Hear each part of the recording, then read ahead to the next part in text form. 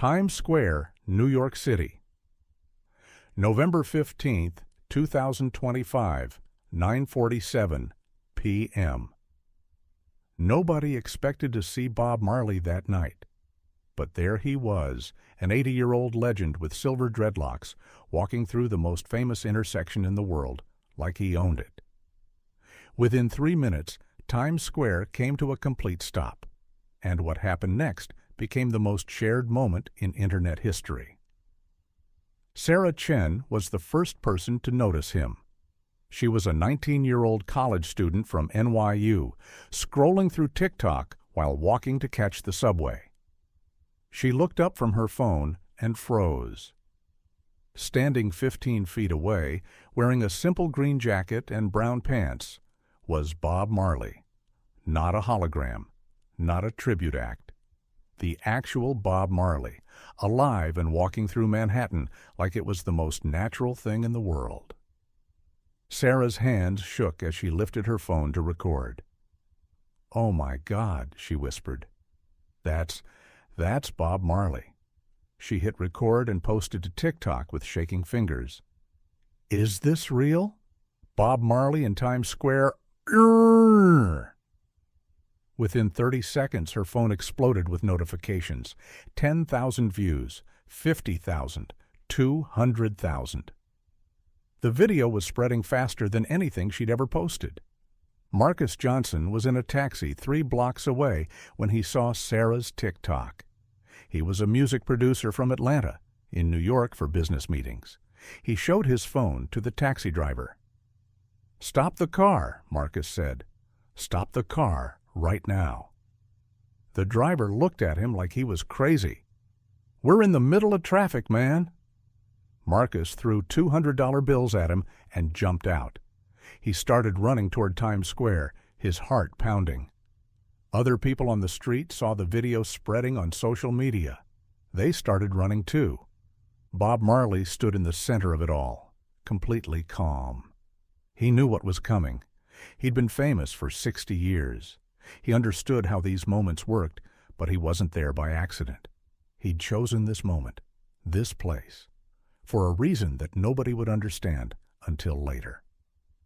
Within 2 minutes, a crowd of 50 people surrounded him. Then 100, then 300. Traffic stopped completely. Yellow taxis honked their horns. Delivery trucks couldn't move.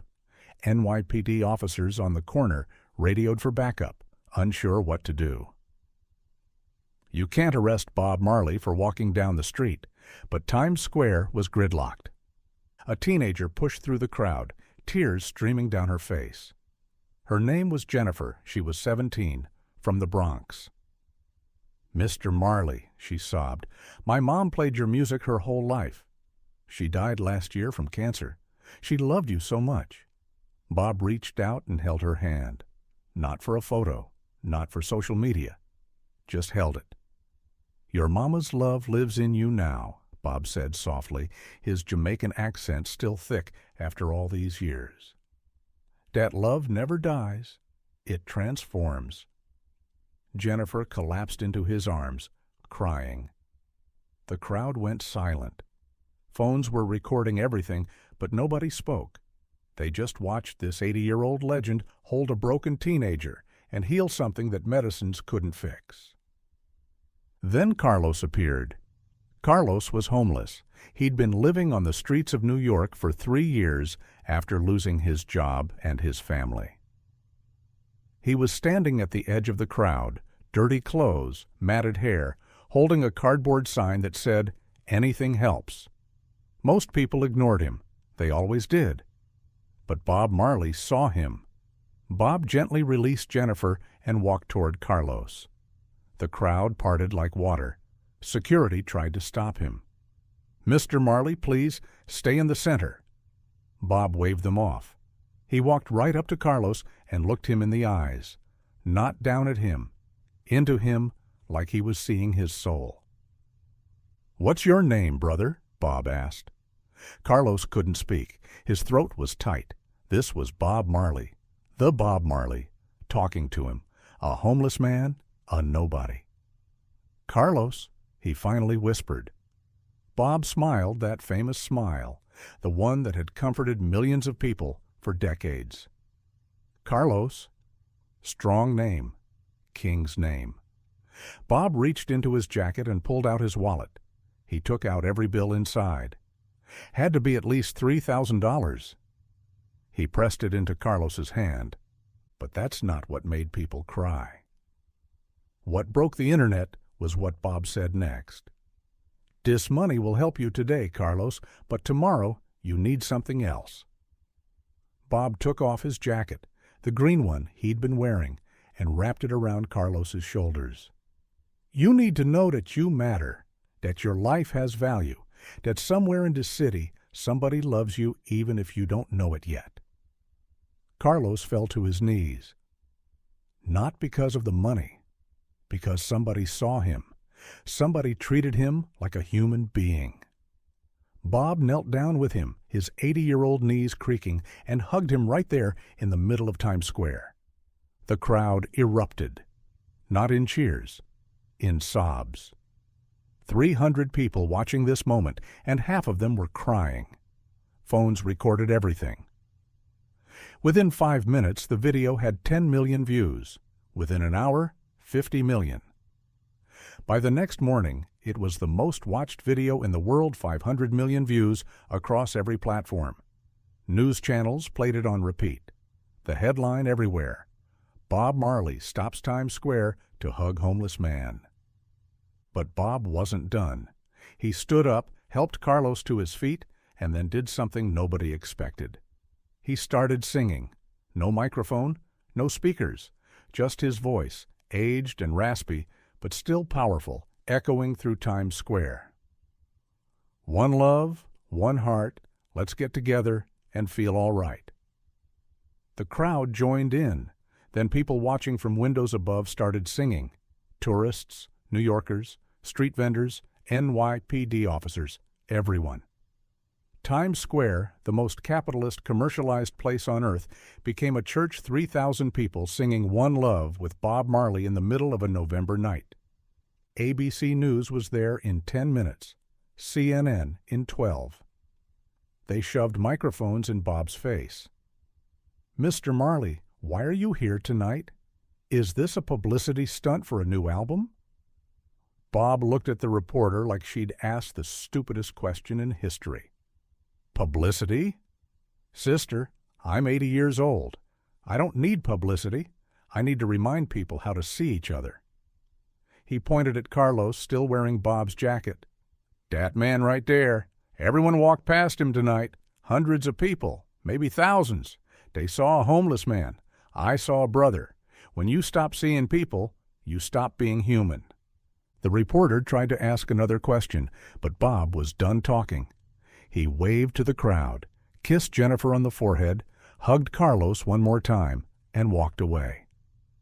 His security team scrambled to follow him. The crowd parted. And just like that, Bob Marley disappeared into the New York City night, leaving behind a moment that would be talked about for generations. But here's what happened next that nobody saw coming.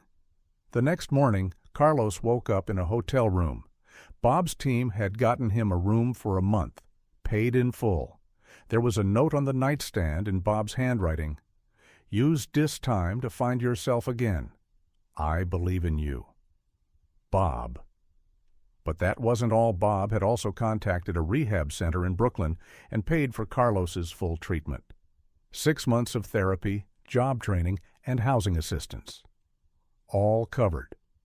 Carlos had been struggling with addiction for 2 years. Bob somehow knew, or maybe he just understood what hopelessness looked like because he'd seen it his whole life. Carlos entered rehab 3 days later. He completed the program, got clean, found a job at a community center in the Bronx. By March 2026, he was helping other homeless people get back on their feet. He never forgot that night. He still has Bob's jacket framed on his wall. "Bob Marley saved my life," Carlos said in an interview 6 months later. "Not with money, with dignity. He treated me like I mattered, and that made me believe I could matter again." But the ripple effects went further. Jennifer, the teenager who cried in Bob's arms, started a foundation called One Love Youth to help kids dealing with grief. Within a year, they'd helped 50,000 teenagers across America cope with losing parents. Sarah Chen, the college student who posted the first video, quit her finance major and became a documentary filmmaker focusing on homelessness. Her first film, The People We Don't See, won an award at Sundance, and Times Square itself changed. The city council passed a new initiative to increase funding for homeless services. They called it the Marley Initiative. Businesses in the area started hiring formerly homeless people. Hotels donated rooms one night a week to people living on the streets. It wasn't perfect. It didn't solve everything. But it was something. And it started because an 80-year-old legend chose to see one man that everyone else ignored. 3 weeks later, Bob gave an interview to Rolling Stone magazine. They asked him about that night. Why Times Square? Why that moment? Bob smiled. Because Times Square is where everyone looks up at screens and nobody looks at each other. I wanted to remind him that the most important thing in life isn't up on a billboard, it's standing right next to you. The reporter asked if he planned to do more surprise appearances. Bob laughed. Every moment is a surprise if you're paying attention. You don't need me to show you how to love people. You just need to remember that you can. The video of that night is still the most watched video of 2025. 500 million views turned into 1 billion, then 2 billion. People showed it in schools. Churches played it during services. Therapists used it in sessions about empathy. It became more than a viral moment. It became a mirror, a reminder of what humans could be if they chose to see each other. And Bob Marley, at 80 years old, didn't do it for fame. He already had that. He didn't do it for money. He had enough. He did it because that's who he'd always been. A man who believed that every single person on earth deserved to be seen, valued, and loved. Even in Times Square. Especially in Times Square, where the lights are brightest, but the shadows are deepest. Bob Marley walked into those shadows and reminded everyone that love is the only light that matters. That's what would have happened if Bob Marley was still alive in 2025. Not a concert, not an album, just a moment, a hug, a jacket, and a reminder that we're all human. That's the Bob Marley we lost, and that's the Bob Marley the world still desperately needs.